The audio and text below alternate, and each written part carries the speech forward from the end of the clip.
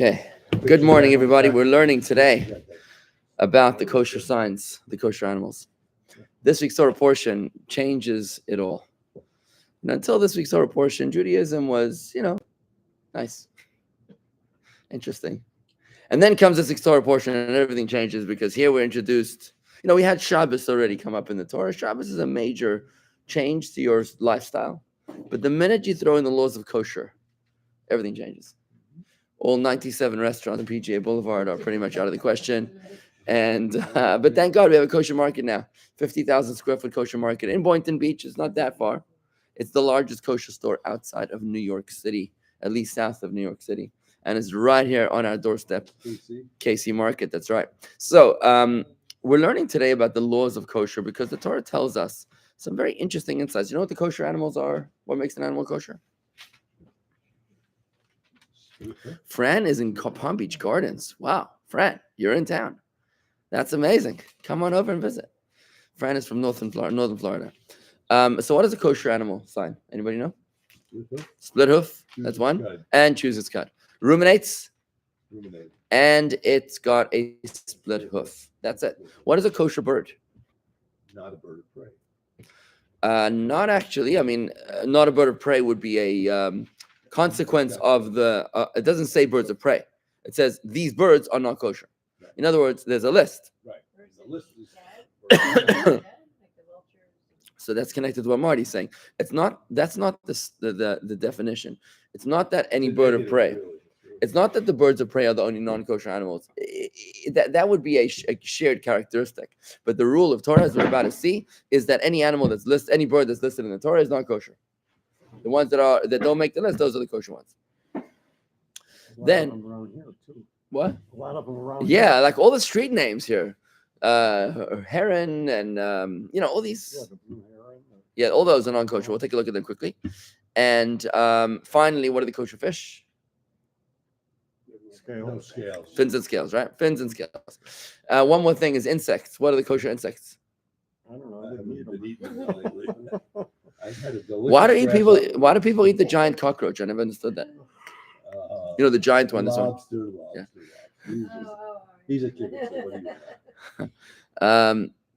you got? In the kosher insects there's some sort of an interesting definition here. We're not into the insect consumption department, but there is such a thing as grasshoppers whose knees are higher than their bodies. Let's take a quick look at this. Okay, so we're in Parsha Shemini.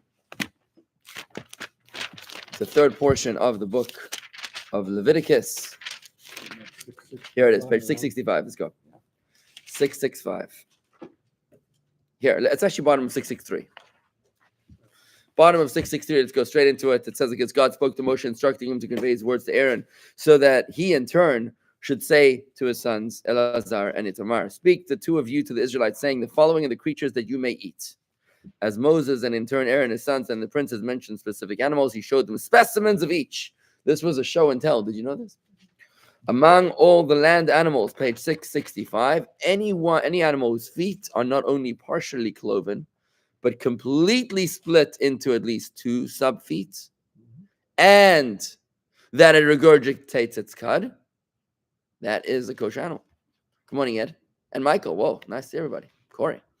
Okay, the prohibition against eating animals that do not meet these requirements, couched later as a restrictive commandment, is here also subject to an active commandment. You must only eat such animals, the ones that have the split hoof and the chewing of the cud. So, for example, camel. Split hoof. Camels chew the cud. Oh, then they don't have a split hoof. They don't have a split hoof. They do, but they're not fully split. I never checked that closely, but from what I understand, the camel hoof is not split. Whether it's partially split, it's not split. Okay? Camels. How about buffalo? Probably. I think buffaloes are kosher, if I'm not mistaken. But you got to look it up. You got to check it up on the kosher list. So that's the idea. Horses, for example, don't have a split hoof. Okay? Donkeys don't have a split hoof. Probably not. Right. You know how an animal chews its cud? One of the ways, if you see it on the side of the road, you always see the cows like, yeah, all the time. What are you doing?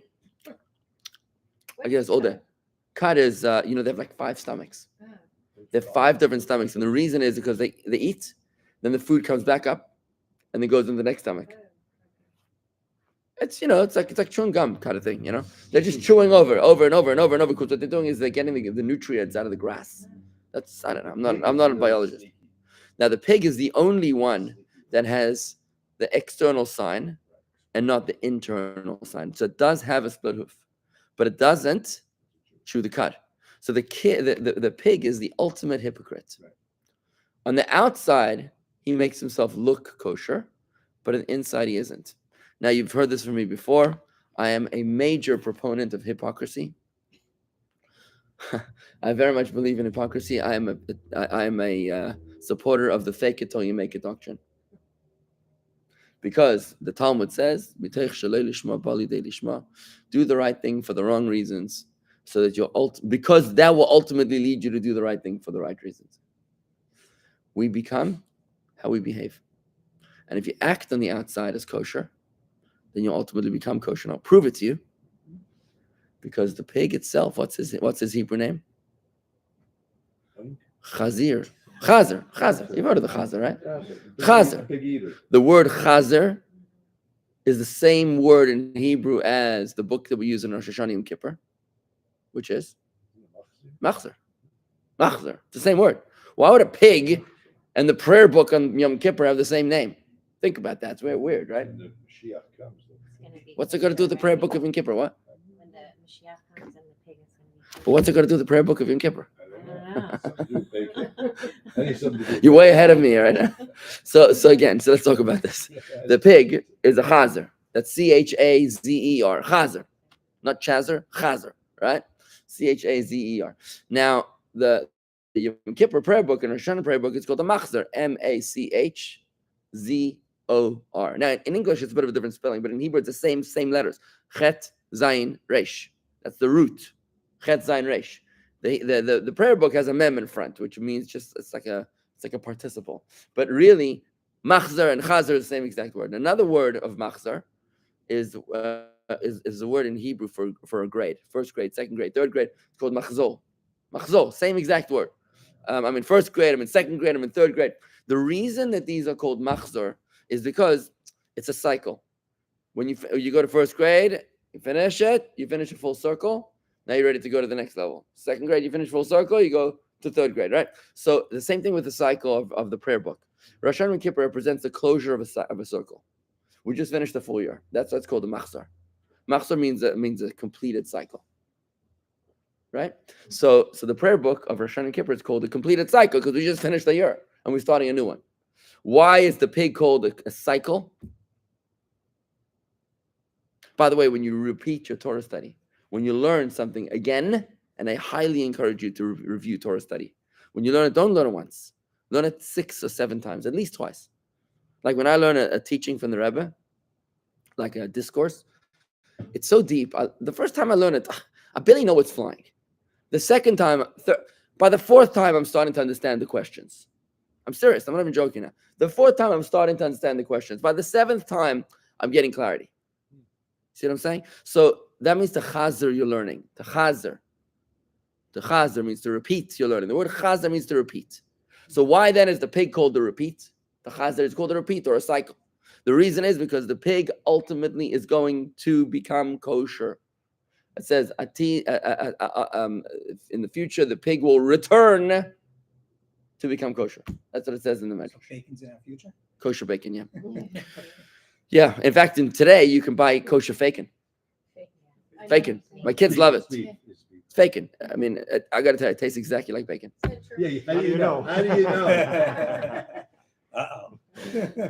I tried it the other day. My wife was out of town, and I had some bacon. There was nothing else in the house. Bacon? So bacon. It's actually called bacon.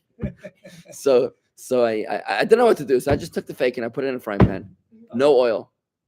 You don't need oil. It was amazing. All that fat. It actually looked like the bacon strips. I was like, this looks pretty trafe, actually. This is pretty true. There was the cleaning lady in the house. The cleaning lady in the house. I'm serious. Her eyes were popping out of her head. I'm not sure because it smelled so good, or if because she was like, "What's the rabbi doing?" I don't know. I don't speak Spanish. So I don't Can I understand. take a picture of this? So the reason why the pig is called chazer is because he's going to return to become a kosher. This, my friends, is my proof to you that I believe in hypocrisy. Because the pig itself is going to become kosher. The hypocrite, the paradigm, the poster child of hypocrisy is the pig. The only animal in the world in existence that has kosher on the outside, but not kosher on the inside, is ultimately going to become kosher with the coming of Mashiach. Don't ask me why we want the pig to become kosher. I don't know. What's the great desire to eat pig? I don't know. Spare ribs? Okay, whatever. Yeah, I guess forbidden fruits taste sweeter, right? Okay, fine. Let's keep on going. This is not the focus on our class here today. I want to keep on going. So we said you must only eat such animals. If there's a fetus inside such an animal, once you slaughter the mother, you may eat the fetus without having to slaughter it separately. That's interesting. Even if it could survive on its own, you may kill it without ritual slaughter. Interesting, right? Now, but of those animals that regurgitate the cud or have split feet, you must not eat the following 4 animals. The camel, because it does regurgitate its cud, but does not have cloven feet. Eating it renders you spiritually defiled. You know, I was in a meeting yesterday with a bunch of heavy hitters. And John said to me, asked me a question. He said, what happens? He tells you a story about Shalom Aleichem. You know Shalom Aleichem? Yeah. Shalom Aleichem. He is a famous Yiddish writer. And he writes a story about the rabbi came for dinner. It's a story about the rabbi came for dinner. What's the story about this? It's in the shtetl and they have no money, and somehow miracles, the rabbi agreed to come for dinner. And this woman, she saves up money for like 5 weeks. She puts aside money. She buys 5 eggs, and she manages to make a casserole. Okay, she manages to make a casserole, and now she invites the rabbi for dinner. The rabbi comes. Problem was that there was a blood spot in the egg, but she just sort of turned a blind eye and she poured it in. The husband is horrified. He notices the blood spot in the egg. It's treif. The whole thing's treif. We don't even eat a blood spot. You know, us Jews, we're being accused for 1,000 years. We've been accused of the blood libel, that we drink Christian blood or something. We don't even eat a blood spot in a chicken egg. Okay. All right. This is the lie of lies. And what's incredible, it's unbelievable how in 2024, the blood libel has resurfaced in the most horrific way, where we Jews as a nation now are being accused of genocide. Now, the nations of the world should know because they all perpetrated it against us over the past 1,000 years, right? But we're the ones being accused of genocide for retrieving our own hostages, right? For the war that we didn't even start, right? It's incredible. Side note. So back to the story here. So we're saying a story that the rabbi, what did the rabbi do? What did the rabbi do? So the story goes that John says he's so proud of the rabbi. That the rabbi proceeded to eat the casserole. And he didn't want to embarrass the woman. So I look at this guy yesterday and I'm like, so you asking me a question? You telling me a story? Like, what do you want me to do? I said, I wouldn't have eaten it. She says, but what about the woman's shame? I said, what about if the food was poisonous for the rabbi? Not to embarrass the woman. He should have eaten it, right? Right? Would you have eaten it if it was poisonous to you? So I think he had what to think about in that point. I said it's spiritually toxic. That's why it's not kosher. Spiritually toxic. I got to follow up with him, make sure You don't know. it's good at the story. We'll see what happens, Harvey. We'll see how that goes. That was a real story? That was a real story yesterday. Okay. No, this guy's very, very, very secular. No, he's very secular. For him, I mean, being Jewish is more about Jewish values, you know? Culture. Yeah, Jewish culture. Like, I think he respected the fact that the rabbi was relatable. And I respect his world. It's just that his world and my world are a little bit, I just think. That's why I have such an interesting job, man. I've got to like be able to connect with people on so many different levels. But I hope to win more than I lose, you know? Anyways, so why am I telling that story? I don't know. Oh, because it says here, the camel, it will render you spiritually defiled. Now, what does it mean, spiritually defiled? This doesn't mean that doesn't just mean that it's, you know, a recommendation against. It means it's going to block your soul. It's going to block your soul. It's kind of like a heart attack for your soul. That's what it means.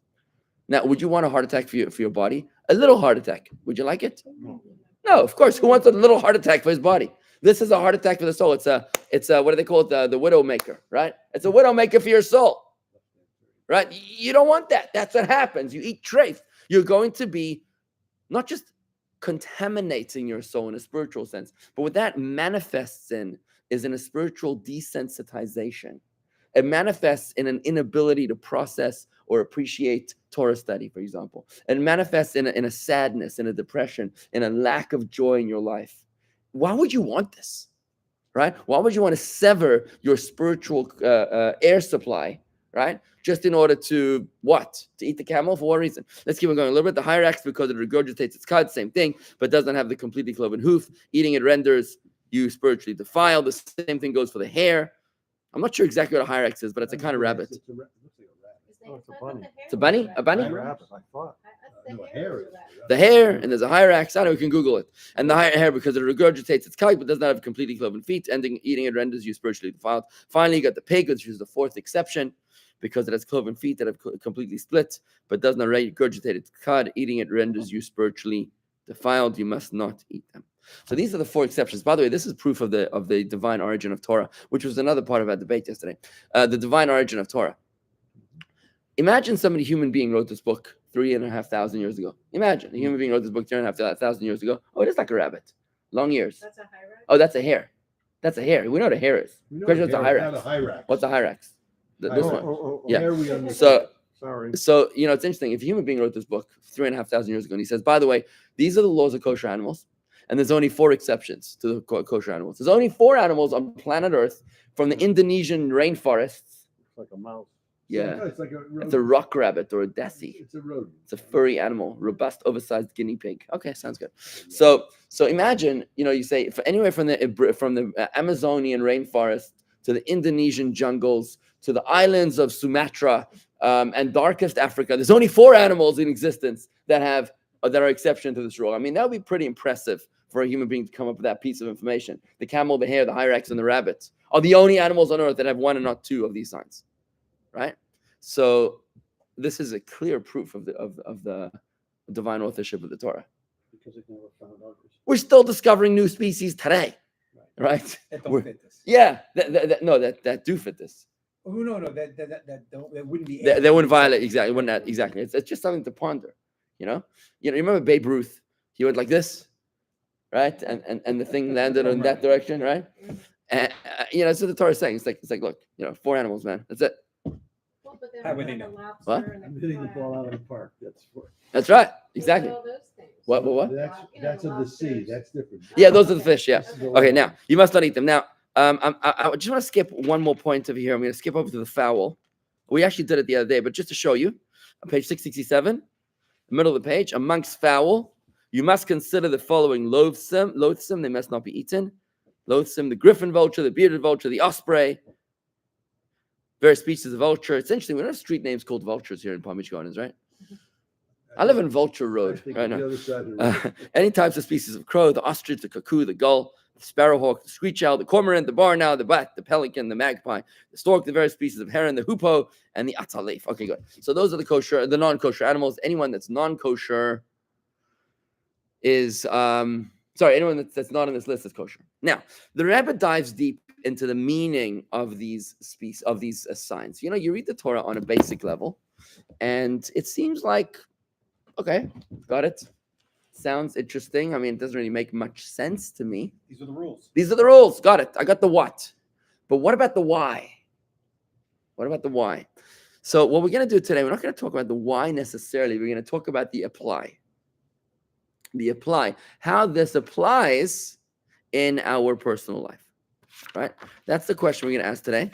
How we apply these kosher rules of the split hoof and the chewing of the cud, as well as the kosher bird sign or the list of kosher bird in our daily experience. Not the fish, not the- We're not going to talk about the fish today. It's a different topic. So one of the reasons for eating kosher and avoiding non-kosher is because you become what you eat. This is one of the reasons brought down in Nachmanides Ramban. He says the reason is because you become what you eat, and therefore you assume the character of the foods that you eat, which is part of the reason why what you said, Marty and Stacy, was something about the birds of prey, predatory birds. You become aggressive, you become nasty, evil, cruel, aggressive when you eat birds of prey. As Jews, we are marked by 3 signs: humble, merciful, humble, and kind. Merciful, humble, and kind. The Talmud goes so far as to say that if you meet a Jew who's lacking in mercy, humility, or kindness, you should investigate his lineage. because he might not actually be Jewish.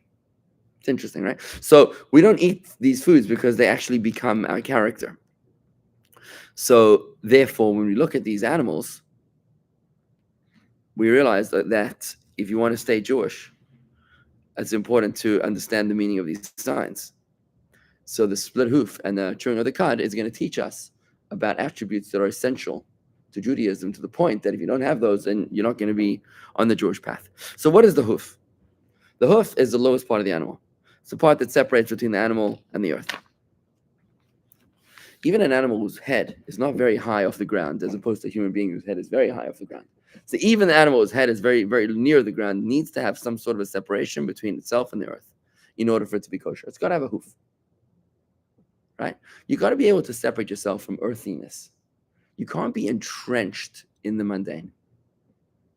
If you're literally, you know what happens when you walk barefoot. I remember I was in Japan and I walked with, we were on Shabbos afternoon, we were walking, just a few people, and there's some Israeli there with us. And he was walking barefoot. And I'm like, you have shoes?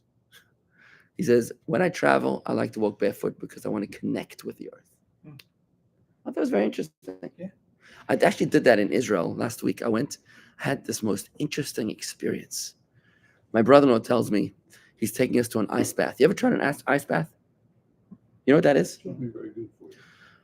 Phew. You take- I thought I was going to go dunk in the mikveh, like a cold mikveh with a broken heater. I'm like, okay. But it wasn't. This was a whole breath work. This was a whole meditation experience. This was like musical, sensory, smell. Was amazing. At one point, I was barefoot and I was walking like on the rocks, and I was like, ooh, I'm connecting with the earth. The land of Israel. It was a pretty cool experience. I actually made the ice bath. I did. I could not believe that I was able to endure this zero. There was ice on the surface. It was in a chest freezer. It's a fad now. It's a fad, yeah. It was a chest freezer. Okay. And my brothers-in-law, they're all, mighty men. So they went in and they were like, no problem. But me, I was like, no way. No way. I'm giving myself 30 to 45 seconds in there. That's a long time. Let me tell you, I managed. I did 3 minutes. It was unbelievable. I don't know how I Started did. with the Polar Club. Is that what it is? Well, that's Okay. Anyways, the so island. why am I saying this? Because I was walking on the earth. Yeah. So when you walk, it's important for a Jew to be separated from the earth. You can't say that I'm connected to anything that happens to me. Not every piece of schmutz is what you need to call home, right? It's interesting. Somebody was very upset this past Shabbos. I said a sermon about depression, and somebody was very, very upset about it. This person was like really offended because the person told me that they were depressed. They are depressed, and that I was speaking badly about them. So I try to empathize, and I said, look, I meant no harm in speaking badly about you, but I want you to know that you are not your problem. You're not defined by your problem. Depression is toxic. It's bad for you, but you are not depression. You and depression are separate. You gotta have a hoof. You gotta separate between you and the swamp that you're in. Fine, so you're struggling with depression. Okay, it's a terrible thing. But don't define yourself by that, to the point that when I speak about depression being a negative, toxic trait, that somehow is an insult to you, because you are not your problem. You're not defined by your worst choices or your biggest problems, right? So you got to have a hoof. We're covering ground, right? So what this means is you have to separate even between your lowest attributes, which would be your leg, your lowest body part.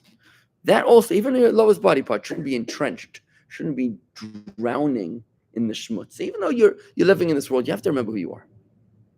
You have to remember who you are, because if you don't know who you are, how are you ever going to accomplish your goals or achieve whatever you're supposed to be doing? And I was talking to the generals last week in Israel, in Gaza, and I said to them that, we were just having a very, very warm conversation. I said, as a Chabad rabbi, I feel that I'm IDF, Special Forces. And that our assignment is deep, to be entrenched deep behind enemy lines. Our job is to bring this lost soldiers home.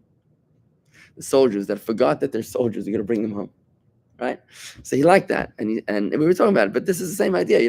You could go out there and you could get so entrenched in the problems of life that you forget your identity as a Jew, and then you bump into some Chabad rabbi somewhere that yanks you out, and next thing you know, you don't want to hit you. That's our job, right? This is what we're supposed to be doing, right? Now, this hoof has got to be split. What's the significance of the hoof being split? It means that you've got to be able to differentiate in your life. You've got to be able to have a dynamic of push-pull, trust but verify. You've got to be able to have a positive and a negative relationship with this world. On the one hand, you've got to be influencing and not just receiving. On the one hand, as a Jew, you've got to be able to influence other Jews. You've got to spread Torah, teach Torah, and do mitzvahs, right? But at the same time, you've got to also negate the negative influences of this world. So not everything that comes your way is kosher. Not everything that comes your way is a healthy influence in your life. The split hoof reminds us that our relationship with the earthiness, with the mundane world in which we live, is not just whatever comes our way. It's got to be a filtering process between the one side and the left side, the right side and the left side, between the good and the bad, the positive and the negative, the healthy and the unhealthy. Right? It's got to be split. You got to be able to embrace the good and repel the bad. You can't try and change the Torah or to modify the Torah in order to make it fit with current preferences. Some people are of the opinion that they say that you're supposed to modify the Torah to fit the times. You want to make it attractive to appealing to the children, to the youth. So what should you do? You should, Shabbos should be easier. Kosher should be, should be relaxed. Yeah, all these modifications, and they're well-intentioned Jews that are trying to make things easier. They're trying to make things easier, more palatable. So what do you do about that? Comes the Torah, today's portion. It says you got to have a split hoof.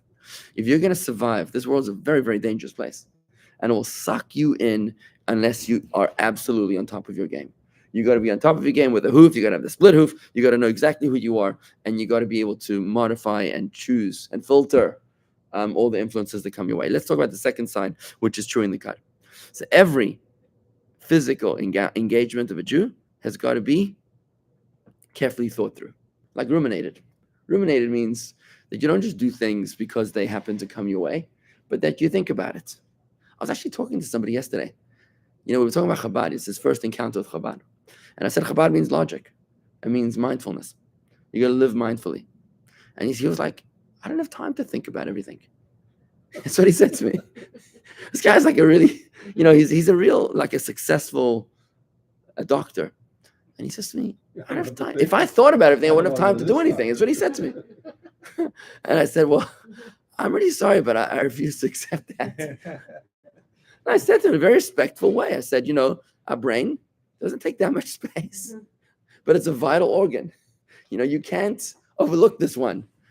I think that in our culture, we live in a culture which doesn't really place much emphasis on thought. We live in a culture where you're just supposed to accept blindly all the influence and stimuli that come our way. Buy this product, read this article, agree with this opinion. But what about thinking for myself? Like here in America, it's a crazy thing. If you are a Democrat, then automatically you have to have a certain position on abortion.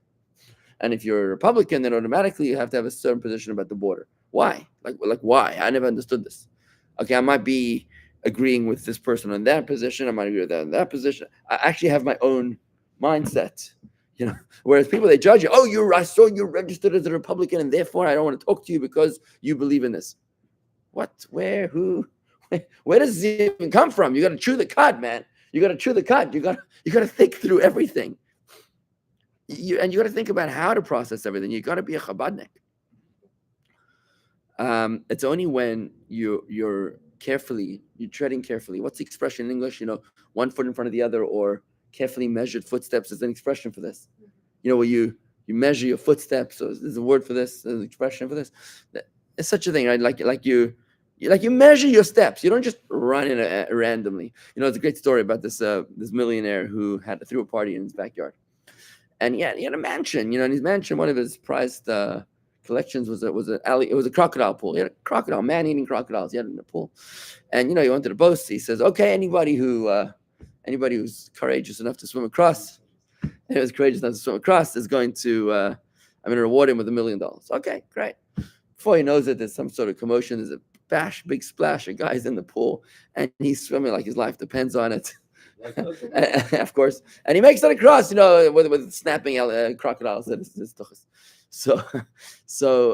the host is like, "Wow, I can't believe it. I mean, I've said this offer to many people. Nobody has ever taken me up on this offer. You're really crazy.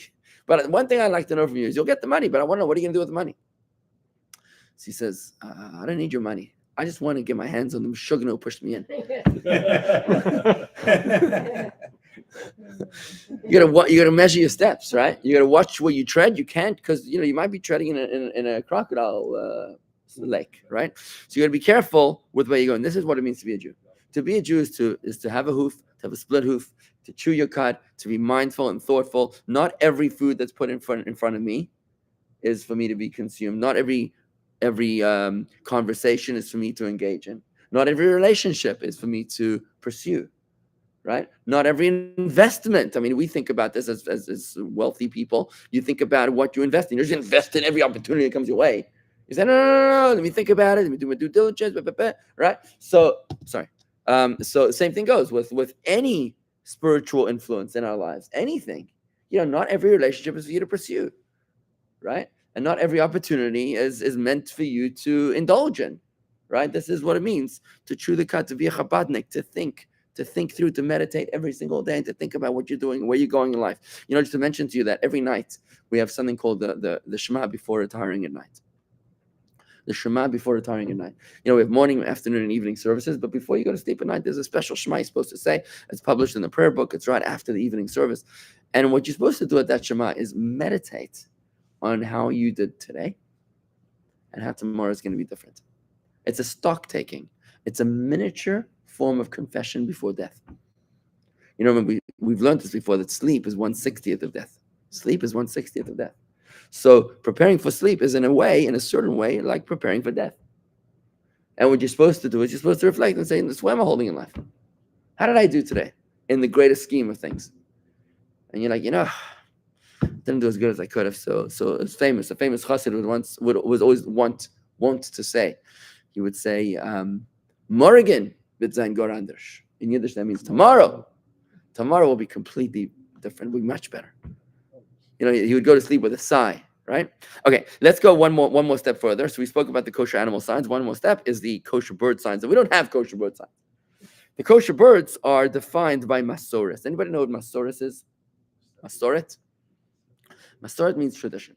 The tradition. It's a handed down tradition in the Torah. This is the list. There's a list. That's what it is. It's a tradition.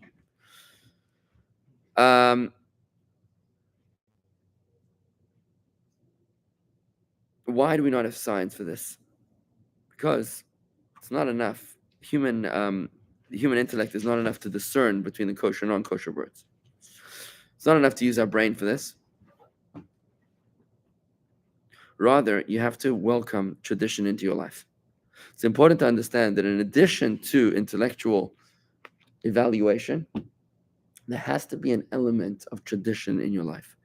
That you've got to be able to allow a space for faith that is higher than reason.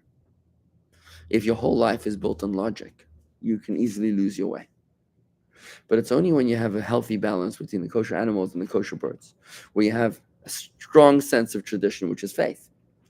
You don't understand why the hoopoe or the cormorant or the barn owl is a particular bird that was non-kosher. Even if it doesn't make sense, there's a sense of tradition, a sense of faith. This is what we do, and this is what we accept. When you have that healthy foundation of faith. I heard a definition of tradition is, and traditions are just answers to problems you never knew you had. They're just the answers. Tradition is answers to problems that you never knew Or that you had. forgot Interesting. The tradition, you don't have to know why, or it's the tradition. It's an answer. Right. In other words, it doesn't have to make sense. Right. I had a true story about tradition the other day. A little while ago, I was talking to my mother, and I asked my mother a question about Oh, such a good story. I forget what I asked her. I asked her, oh, I know why. I said to my mother, I was in South Africa, and I reminded her that every Friday afternoon, she would put the burekas. You know the burekas? You know what that is, right? Burekas is like the pastries, like, Never heard of that one. pastries, kosher pastries. She would always put the pastries on the floor. Like the pans would cool off on the floor of the kitchen. You should take them out of the oven, put them on the floor. Take them out of the oven and put them on the floor of the kitchen. So I said to my mother, I'm here in South Africa. It's Friday afternoon. I can't wait to get the kosher burekas. No, the burekas are going to be on the floor, right? I should do them anymore. The kids don't live in the house.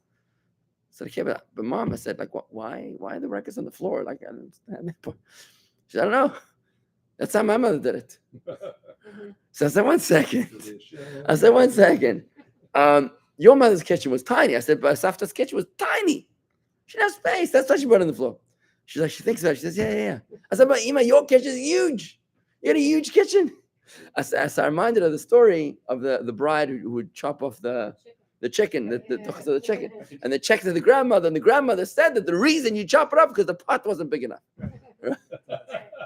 So that's why we chop it up. So we were laughing, we're laughing about how sometimes, you fall prey to your own, to your own mistakes as well. But there's a strong sense of tradition, which is the guidelines, the guidance given to us from those who came before us.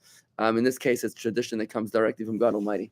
These are the signs of the kosher birds, and you have to have an element of faith within your spirituality, because if you don't, then intellect can easily allow you to stray. Just quick comments coming in from Gib. I thought the hoof was representing the potential path of godliness one could take, or the path of godlessness one could take. And chewing the cud means questioning one's own thoughts and beliefs. Okay, so chewing the cud could be questioning. That's good, but I don't know what the hoof is over there. I'm not sure about that, but maybe we could fudge that. Anyways, it sounds good, everybody. Welcome here. Good morning, and wishing everybody a wonderful day. Shalom. So Turkey was one of those questions.